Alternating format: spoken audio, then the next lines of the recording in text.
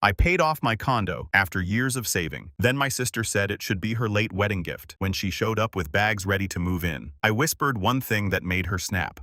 My sister-in-law Jessica is 35 and has always had this bizarre sense of entitlement when it comes to anything her family owns. She's married to Brad and they have two kids, Emma and Jake, ages 8 and 9. The story starts 3 years ago when Mike and I decided to buy our first home.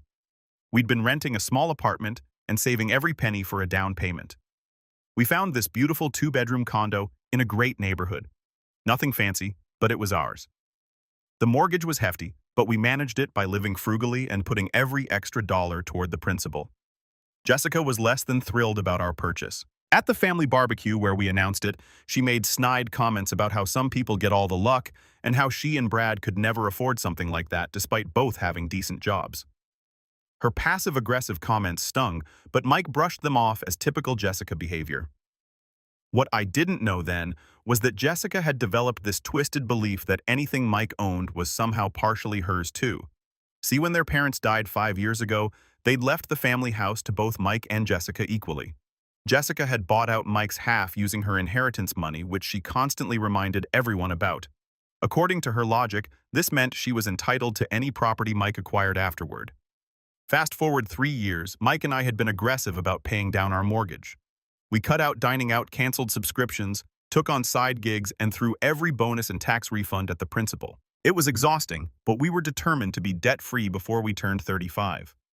During this time, Jessica's financial situation took a turn. Brad lost his job in a corporate restructuring, and they'd been living paycheck to paycheck even when he was employed. They'd already burned through their savings and were struggling to make rent on their 3-bedroom apartment. Instead of downsizing or making tough financial decisions, Jessica seemed to think the universe owed her a solution. The entitled behavior escalated gradually. First, it was jokes about how Mike and I were hogging all the good luck in the family. Then came suggestions that we should help family out by letting them stay with us temporarily. When we explained that our condo only had 2 bedrooms and we used the second as a home office, she'd roll her eyes and mutter about how we were being selfish.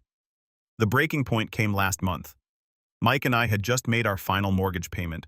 We were over the moon, completely debt-free at 35 and 32 respectively. We decided to throw a small celebration dinner and invited both sides of the family. I'll never forget the moment I announced that we paid off the condo. Everyone was congratulating us except Jessica, who sat there with this weird expression on her face. After dinner, as people were starting to leave, she cornered me in the kitchen. So she said, loading the word with false casualness. Now that the condo's paid off, it's basically a family asset, right? I blinked at her. I'm sorry, what? Well, you used family money to help pay for it, didn't you? She was referring to the $5,000 Mike's grandmother had given us as a wedding gift that we put toward our down payment years earlier. Jessica, that was a gift specifically to Mike and me for our wedding. It's not family money, she waved her hand dismissively. Family money is family money. And since you don't really need all this space, Brad and I have been talking and we think it makes sense for us to move in. You can find somewhere smaller? I stared at her, certain I'd misheard.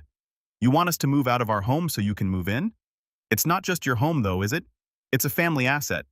Mike inherited that house with me, and now you two have this place. It's time to share the wealth. Her tone was matter-of-fact, like she was discussing the weather. Jessica, we bought this condo. We've spent 3 years paying for it. It's in our names. But you wouldn't have been able to buy it without family help, she insisted. That $5,000 was the difference maker, and that came from our family. Plus, Mike's always been a golden child. Mom and Dad helped him through college while I had to take out loans. This was completely false. Mike had worked 2 jobs through college and graduated with debt just like Jessica. But I could see there was no reasoning with her. We're not moving out of our home, Jessica. Her mask of false reasons slipped. Well, maybe you should think about what's best for the family. Brad's been out of work for months and Emma needs stability. You two are being incredibly selfish. Before I could respond, Mike walked into the kitchen. Hey, what's going on? Jessica immediately switched tactics, putting on her wounded victim voice. I was just explaining to Sarah how much we could use some family support right now. I thought maybe you'd understand, being my brother and all. Mike looked confused. What kind of support? She wants us to move out so they can live here, I said flatly. Mike's jaw dropped. What, Jessica? Are you serious? Oh, come on, Mike. You know I helped raise you after Dad left the first time. Family takes care of family. You have more than you need and we're struggling. Dad never left. Mike said, his voice tight. And you were 17 when I was born, Jessica. You didn't raise me. The argument that followed was ugly. Jessica accused Mike of abandoning his family, brought up every favor she'd ever done for him, real or imagined, and finally stormed out with Brad and the kids in tow, but not before announcing that she'd be back the next week to work out the details of them moving in. After they left, Mike was a wreck. Despite Jessica's behavior, he loved his sister and hated family conflict. He actually started wondering if we should consider letting them stay temporarily, maybe converting the home office back to a bedroom. That night, as Mike paced around our living room, I watched him spiral into guilt and self-doubt. This was Jessica's specialty, making people question their own reasonable boundaries by weaponizing family loyalty. Maybe she has a point, Mike said for the third time. I mean, we do have more space than we need. And Emma and Jake didn't ask for any of this. I sat down my tea and looked at him seriously. Mike, do you remember what happened when Jessica lived with your parents during her divorce from her first husband? Mike paused his pacing. That was different. She was only supposed to stay for a month. She stayed for 8 months. Your parents couldn't get her to leave and she didn't pay a dime in rent or utilities. Your mom told me she almost had a nervous breakdown dealing with Jessica's drama and mess. But this situation is exactly the same pattern I interrupted. Jessica creates a crisis through her own poor choices, then manipulates family members into solving it for her. When has she ever taken actual responsibility for fixing her own problems? Mike sat down heavily on the couch. She helped me when I was in college, though. Remember when I couldn't make rent that one semester? This was the story Jessica always brought up, her trump card for guilting Mike. But I heard the real version from Mike's college roommate David at our wedding. David told me what really happened that semester. You had the rent money, but Jessica borrowed it from you for some emergency and promised to pay it back before rent was due. When she didn't, you had to work double shifts at the restaurant to make up the difference. She didn't help you. She created the problem in the first place. Mike's face went pale as the memory came flooding back. Oh my God, I completely forgotten about that. She made me feel like I owed her for bailing me out, but she was the reason I needed bailing out to begin with. That's what she does, Mike. She creates problems, then positions herself as the solution, so you feel indebted to her forever. It's a pattern that's been going on for years. Over the next few days, I watched Mike start to see his sister's behavior with new clarity. He began remembering other incidents. How Jessica had helped plan their parents' anniversary party by spending twice the agreed budget and expecting Mike to cover the difference. How she volunteered him to help her move without asking him first.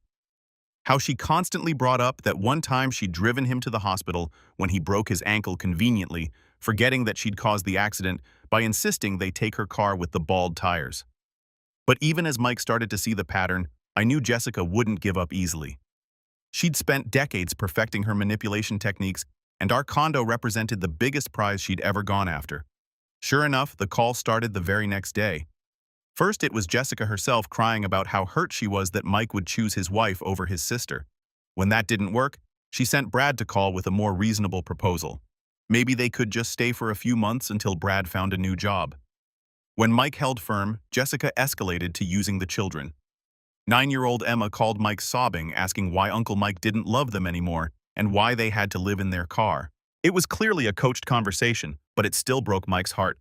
She's using Emma as a weapon. I told Mike after he got off the phone, visibly shaken. That's not normal family behavior, that's emotional abuse. The manipulation campaign continued for days. Jessica's mother-in-law called, having been fed a completely fictional version of events where we were heartlessly abandoning family in their hour of need. Mike's son called with concerns about family unity. Even the pastor from Jessica's church reached out, having been told that we were wealthy property owners refusing to help desperate relatives. Each call followed the same pattern. Jessica had painted herself as the innocent victim of circumstances beyond her control. While we were portrayed as selfish and greedy, she was remarkably skilled at crafting these narratives, always including just enough truth to make the lies believable. Mike started to crack under the pressure. Maybe we could at least lend them money for a deposit on an apartment, he suggested one evening. With what job is Brad going to pay rent? I asked. And based on Jessica's track record, do you really think we'd ever see that money again? That's when I realized Jessica wasn't just trying to manipulate us into giving her our home. She was systematically trying to destroy our marriage. Every conversation, every guilt trip, every family obligation was designed to pit Mike against me. She positioned me as the obstacle between Mike and his family duties, hoping he'd eventually choose family loyalty over his wife. It was a sophisticated psychological warfare campaign, and I could see it was working. Mike was withdrawing from me, second-guessing every decision we'd made together, and starting to view our financial stability as somehow selfish or wrong. The breaking point came when Jessica showed up at Mike's workplace. She arrived during his lunch break, crying and dramatic, making a scene in front of his colleagues. She told everyone who would listen about how her brother had abandoned his family, how they were about to be homeless, and how all she needed was temporary shelter in the extra room he wasn't even using. Mike's coworkers, who didn't know the full story, started looking at him like he was some kind of monster. His boss, Mr. Peterson, even pulled him aside to suggest that family should come first and that maybe Mike needed to reconsider his priorities. When Mike came home that night, he was defeated. "Maybe we should just let them stay for a month," he said quietly, "just until they get on their feet." That's when I decided I'd had enough of Jessica's manipulative bullying. I spent the next week doing research. I discovered some very interesting things about Jessica and Brad's financial situation. It turns out Brad hadn't just been laid off. He'd been fired for cause after being caught padding his expense reports. Jessica knew this but had been telling everyone he was a victim of corporate downsizing. More importantly, I learned that Jessica had been telling people in their apartment complex that they owned property and would be moving out soon, which was why their landlord had started eviction proceedings for late rent. She'd been using the promise of our condo to buy herself time. But the most interesting discovery was about the house Jessica had inherited with Mike. Through public property records that anyone can access online, I discovered Jessica had taken out a home equity line of credit against the house 18 months ago for almost $60,000. She was behind on those payments too. The deeper I dug, the worse it got. Jessica had also opened several credit cards in the months following Brad's firing, maxing them out on everything from luxury handbags to expensive dinners at upscale restaurants. While she was crying poverty to family members, she was simultaneously living a lifestyle that suggested she had plenty of money. I found social media posts from just 2 months earlier showing Jessica and Brad at an expensive resort in Florida, celebrating their wedding anniversary. The post talked about much-needed relaxation and featured pictures of them at spa treatments and fancy restaurants. This was supposedly during the worst of their financial crisis. Even more damning was a series of posts where Jessica bragged about her shopping hauls from high-end stores. Louis Vuitton purses, designer shoes, expensive jewelry, all purchased within the last 6 months, while she was supposedly unable to make rent. I screenshot everything and created a detailed timeline of Jessica's lies. The picture that emerged was of someone who was living beyond her means while systematically deceiving everyone around her about her true financial situation. But the most shocking discovery came when I contacted a friend who worked at the unemployment office. Jessica had been claiming that Brad was receiving unemployment benefits, but there was no record of him ever filing a claim. Either he wasn't eligible because of being fired for cause, or Jessica was lying about that too. I also learned that Jessica had been running a small side business from their apartment, some kind of online jewelry sales, but hadn't reported the income on any loan applications or to the IRS. She'd been depositing cash payments into a separate bank account that Brad apparently didn't know about. The web of lies was staggering. Jessica wasn't just stretching the truth or exaggerating their problems. She was engaged in systematic fraud on multiple fronts: tax evasion, mortgage fraud, loan fraud, and now she was attempting to commit what amounted to theft by deception against her own brother. I spent hours organizing all the evidence, creating a comprehensive file that detailed every lie, every fraudulent action, and every manipulation tactic Jessica had used. If she wanted to play hardball with our home and our marriage, I was going to show her exactly what hardball looked like. She'd chosen to wage psychological warfare against my marriage and try to steal our home through manipulation and fraud. Now she was going to learn what happened when you targeted someone who actually fought back. Armed with this information, I formulated my plan. The next Saturday, Jessica showed up at our door with Brad and the kids in tow, along with several boxes and suitcases. She waltzed in like she owned the place. "Okay," she announced, "we thought about it and we're willing to let you stay in the master bedroom for now. Brad and I will take the office and the kids can share the living room until we figure out a more permanent arrangement." I looked at Mike, who was standing there slack-jawed. This was the moment I've been waiting for. "Actually, Jessica, before you get settled, there's something I need to tell you." She looked at me impatiently. "What now?" I walked over to her, smiled sweetly, and whispered in her ear, "I called your mortgage company about the equity line on your house. They're very interested in your current address change." The color drained from Jessica's face. What are you talking about? I stepped back, speaking loud enough for everyone to hear. I'm talking about the $60,000 you borrowed against the house, the payments you've been missing, and the fact that you told them you lived there full-time to get a better interest rate. Jessica's eyes went wide. You can't. That's private information. Actually, it's public record, just like the fact that your landlord is evicting you and that Brad was fired for embezzlement, not laid off. That's not true, Jessica screamed, but I could see the panic in her eyes. Oh, but it is. I also had an interesting conversation with your mortgage company. Apparently, lying about your primary residence is considered mortgage fraud. They're very interested in discussing your living situation. Jessica turned to Mike desperately. Mike, you can't let her do this to me. I'm your sister. Mike, who had been listening to everything, looked at Jessica with a mixture of sadness and disgust. You lied to me about Brad losing his job. You lied about living in the house. You tried to manipulate me into giving you our home based on lies. I needed help.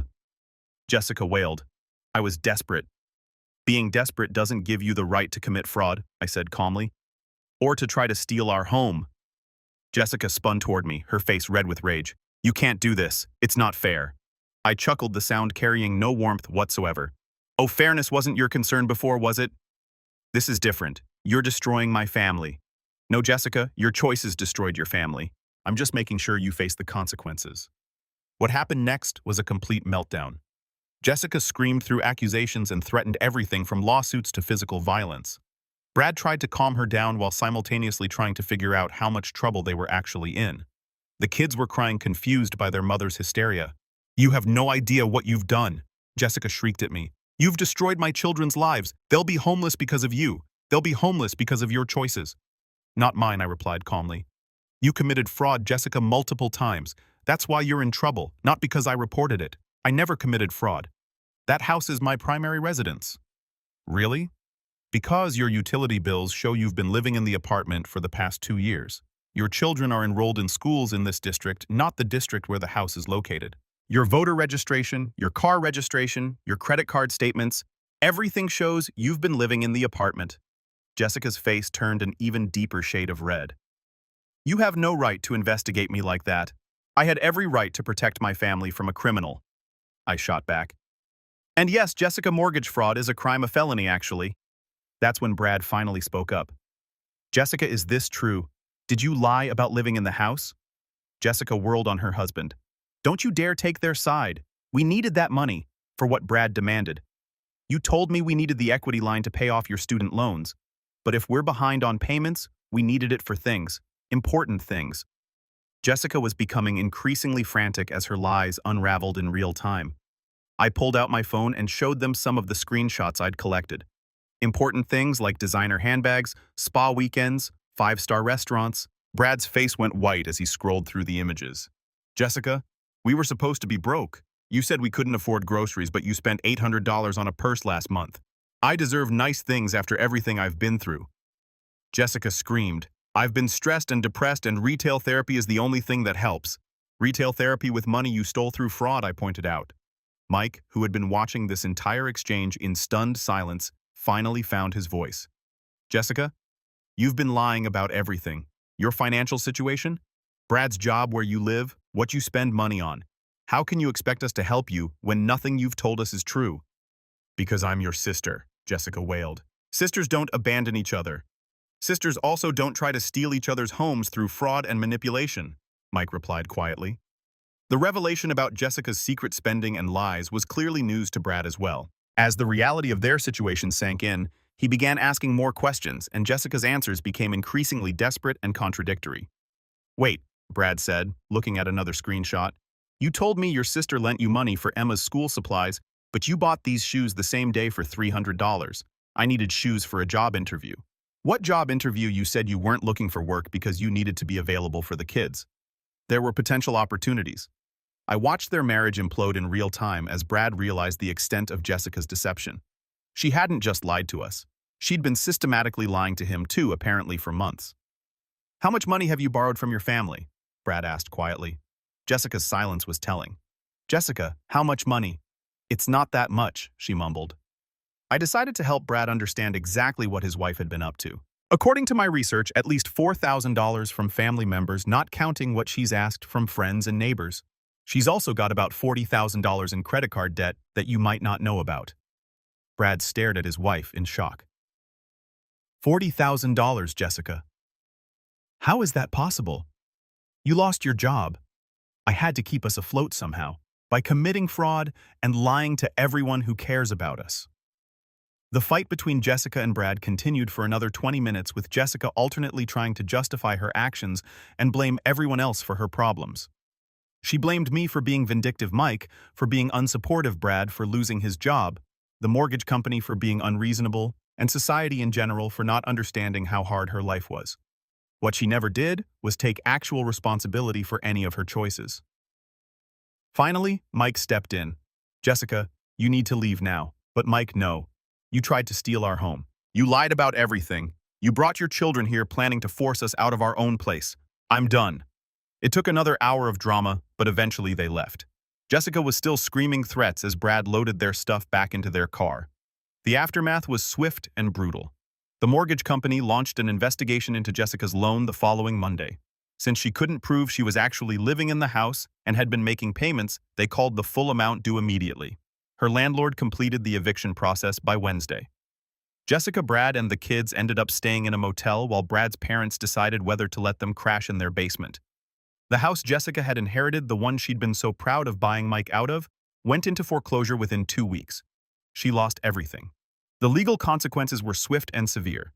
The mortgage fraud investigation led to criminal charges being filed against Jessica. Because the amount involved was over $50,000, it qualified as a felony with potential prison time. Jessica tried to hire a lawyer, but couldn't afford one. With her finances in ruins, the public defender assigned to her case quickly realized that the evidence against her was overwhelming and recommended she take a plea deal. The plea agreement required Jessica to make full restitution to the mortgage company, which was impossible given her financial situation.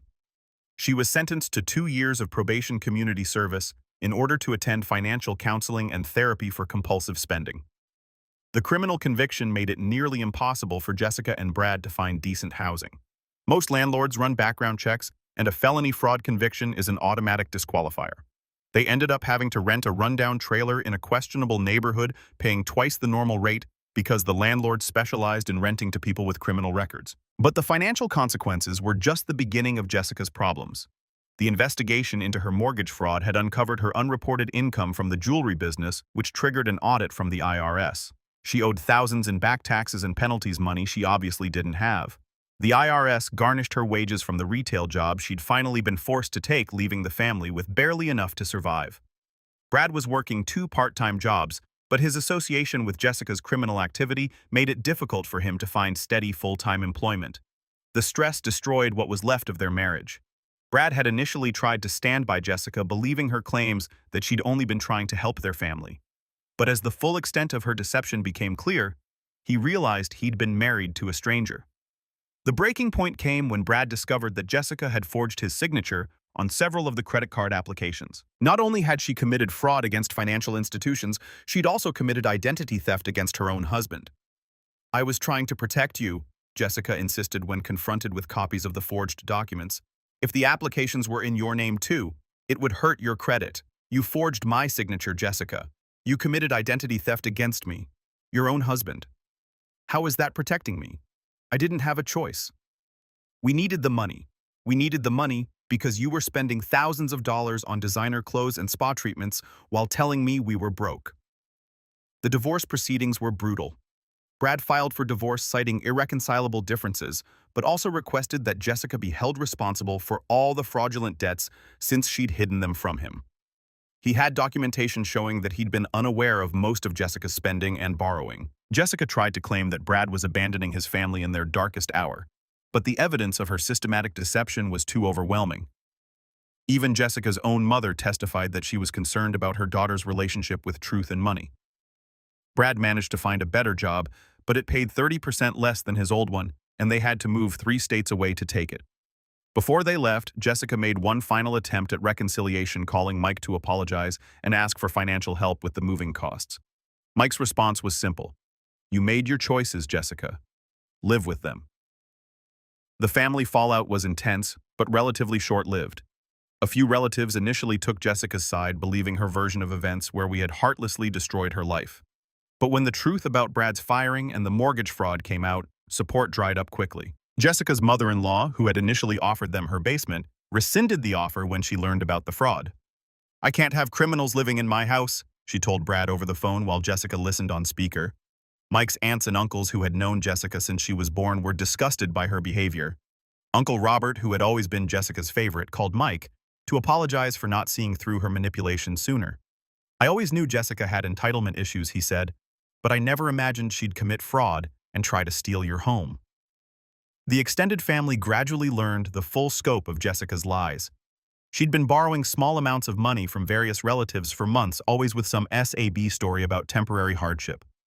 Nobody realized others were also lending money until people started comparing notes at a cousin's wedding. Aunt Margaret had lent her $800 for car repairs. Uncle David had given her $500 for Emma's school supplies. Cousin Lisa had covered $600 for emergency medical bills. In total, Jessica had scammed nearly $4,000 from family members. The revelation completed Jessica's social exile from the family. The final nail in the coffin was when Grandma Helen, the family matriarch who had always doted on Jessica, called to tell her she was disappointed and ashamed and wouldn't be sending birthday gifts to the grandchildren anymore. Meanwhile, Mike and I settled into our newly mortgage-free life.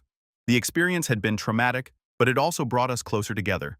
Mike finally saw his sister for who she really was, and I gained a new appreciation for how important it is to protect what you've worked for. We used some of the money we would have been spending on mortgage payments to take a delayed honeymoon to Italy. While we were there sipping wine in Tuscany, Mike got a text from Brad. "Jessica wants to know if you'll co-sign on an apartment lease for us. The bankruptcy attorney says we need someone with good credit." Mike showed me the message. I raised an eyebrow. "What should I tell him?" Mike asked. I pretended to consider it seriously. "Tell him that fairness wasn't our concern before, so why should it be now?" Mike laughed and typed back, "No." The best part of this whole story happened 6 months later. Brad had found a decent job, and they'd managed to rent a small apartment in their new city. Jessica had been forced to take a part-time job at a retail store, something she considered beneath her. I was browsing Facebook when I saw a post from Jessica on a local community page in her new town. She was asking if anyone knew of available rentals, because their landlord was raising their rent, and they couldn't afford the increase. The comments were brutal. Multiple people had looked up Jessica's background after her previous posts complaining about unfair treatment from landlords and employers. Someone had found the public records of her mortgage fraud case. "Isn't this the same Jessica Morrison who committed mortgage fraud in our old city?" One comment read, "She tried to scam my church for rent money last month."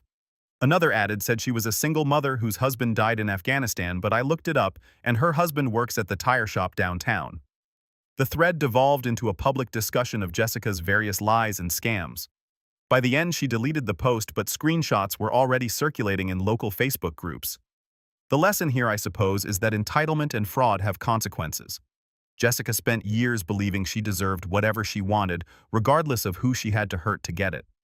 She was so convinced of her own victimhood that she couldn't see how her actions affected others. When she tried to steal our home, she probably thought she was just being clever, finding a way to solve her problems at our expense. She never considered that her lies would catch up to her, or that her victims might fight back. Mike still feels guilty sometimes about not helping his sister when she was struggling. But I remind him that there's a difference between helping family and enabling fraud. Jessica didn't want help. She wanted us to solve her problems by sacrificing our own security. The other family members who had been scammed eventually realized they'd been manipulated. Uncle Robert started a group text with everyone Jessica had borrowed money from, and they discovered her systematic approach to the con.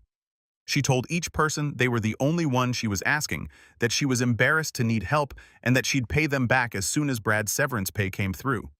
None of them ever got their money back. Jessica and Brad's bankruptcy wiped out most of their debts, including the family loans. As for Mike and me, we're doing better than ever. We've started a small investment portfolio with the money we're not spending on mortgage payments. We're talking about having kids in the next couple of years, and we're grateful we won't be raising them around Jessica's toxic influence. I recently heard through the family grapevine that Jessica is still struggling. Brad's job isn't stable, and they've moved twice more due to various landlord disputes. Jessica has been banned from several local churches for trying to scam their benevolence funds with false sob stories. The kids are doing okay, thankfully. They're staying with Brad's parents during the week so they can remain in the same school district while Jessica and Brad live in a studio apartment across town. It's a sad situation for Emma and Jake, but at least they have some stability. Mike's relationship with his sister is probably irreparable. She's reached out a few times always when she needs something, but never with a genuine apology. Her last message was asking if we could lend them money for Christmas presents for the kids. Mike didn't respond. I know some people might think my revenge was too harsh. After all, Jessica does have children and they're innocent victims in this situation. But I refuse to feel guilty for protecting our home and our future. Jessica made a series of deliberate choices, committing fraud, lying to family, trying to manipulate us out of our home. The consequences of those choices aren't my responsibility. The truth is, if I hadn't acted when I did, Jessica would have continued escalating. She was already spreading lies about owning our condo to strangers in her apartment complex. Who knows what other fraudulent schemes she might have attempted using our property as collateral. Sometimes I wonder what would have happened if I just let her move in temporarily as Mike initially suggested. Would she ever have left? Would we have ended up losing our home to her anyway? I think I know the answer, and it's part of why I sleep peacefully at night. The final update to this saga came just last month. Jessica called Mike, crying to tell him that she and Brad were getting divorced. Apparently, the stress of their financial situation and Brad's resentment over losing his career due to his own poor choices had destroyed their marriage. But there was more to the story than Jessica initially let on. Through Brad's lawyer, we learned that Jessica had continued her pattern of deception even after the criminal conviction. She'd been caught running small-scale scams in their new town, including attempting to sell fake jewelry online and creating sob stories to collect money from local charity organizations. The final straw for Brad came when Jessica tried to claim that one of her children had a serious medical condition requiring expensive treatment.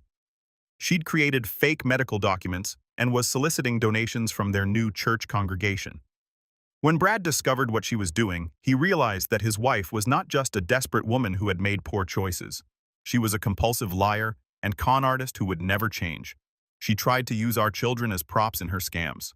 Brad told Mike during one painful phone conversation, she was coaching Emma to cry on command when meeting with potential donors. I can't expose my kids to that anymore. The custody battle was complicated by Jessica's criminal record and continued fraudulent behavior. Brad was awarded primary custody with Jessica getting supervised visitation only. The judge noted in his ruling that Jessica's pattern of deception and manipulation made her a potential danger to the children's emotional well-being. I need to come home, she sobbed into the phone. I need family. Mike listened patiently. Ben said, Jessica, you destroyed your relationship with this family when you tried to steal our home. You can't come back from that. But I'm your sister. Sisters don't commit fraud against each other. Sisters don't try to manipulate each other out of their homes. You stopped being my sister the day you walked into our kitchen and demanded we give you our life. After Mike hung up, he sat quietly for a long time. I could tell he was sad about how things had ended despite everything Jessica had done. Do you think I'm being too harsh? He asked. I took his hand and squeezed it. You're protecting your real family now. That's what husbands do. And that's exactly what he did. We're building a life based on honesty, hard work, and mutual respect. Jessica could have been part of that, but she chose entitlement and fraud instead. Looking back on this whole experience, I learned that sometimes the people who claim to love you the most are the ones most willing to destroy your life for their own benefit. Jessica spent years building a relationship with Mike based on manipulation and guilt, positioning herself as the victim who deserved his constant support. When we wouldn't enable her anymore, when we refused to be her latest victims, she revealed who she really was. The mask came off completely, and underneath was someone willing to destroy her brother's happiness to solve her own problems. I also learned that standing up to bullies and manipulators is essential even when they're family, especially when they're family. The people closest to us often have the most power to hurt us, and the greatest expectation that will allow it. Jessica is still out there somewhere, probably looking for new victims to manipulate and new schemes to try. But she's not our problem anymore. Mike and I have each other, our beautiful home, and a future built on truth instead of lies. And every time I walk into our living room and look around at our mortgage-free condo, I smile and think, fairness wasn't your concern before, was it, Jessica? But it sure is.